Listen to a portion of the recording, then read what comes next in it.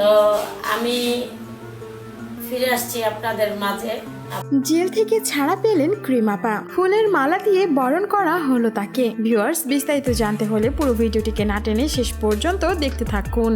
আমি দীর্ঘ 14 দিন আমি আপনাদের মাঝে ছিলাম না। আমি ইনশাল্লাহ আল্লাহ বাঁচায় রাখলে আমি ওই ধরনের ভিডিও আর করবো না। এতদিন পর জেল থেকে মুক্তি পেল ক্রিম আপা, যার জন্যই আনন্দিতাকে ফুলের মালা দিয়ে বরণ করা হলো এবং দর্শকদের উদ্দেশ্যে তিনি কিছু কথাও বলেছেন।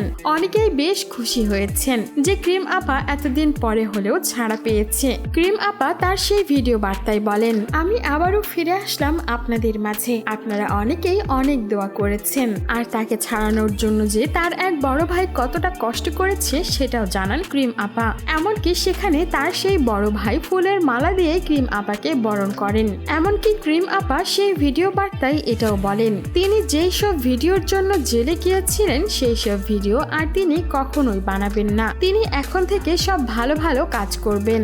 এমনকি সেখানে ক্রিম আপা এটাও বলেন, তাকে যদি আল্লাহ বাঁচিয়ে রাখে এখন থেকে সে অনেক সুন্দর সুন্দর কাজ করে যাবে। এমনকি তিনি দর্শকদের কাছে নিজের পরিবার নিজের জন্য দোয়া চেয়েছেন। মাত্র কয়েকদিন আগে ক্রিম আপার ছেলের একটি ভিডিও ভাইরাল হয়েছিল। সেখানে বাচ্চাটি বলেছিল তারা মাকে ছাড়া বেশ অসহায় হয়ে পড়েছে, এমনকি তার ছোট্ট বোনটিও কিছু খাচ্ছে না, দুধ পাচ্ছে না। যার পরে অনেকেই দাবি তুলেছিল ক্রিম আপাকে এখন অন্তত ছেড়ে দেওয়া হোক, কারণ ঘরে তার 2টা বাচ্চা আছে, তাদের দেখাশোনার জন্য কেউ নেই। আর এরপরেই আজকেই মুক্তি পেলেন ক্রিম আপা, যেটাতে অনেকেই ক্রিম আপাকে পরামর্শ দিয়েছেন এখন থেকে ভালো ভিডিও করতে, ভালোভাবে সন্তানদের নিয়ে বেঁচে থাকতে।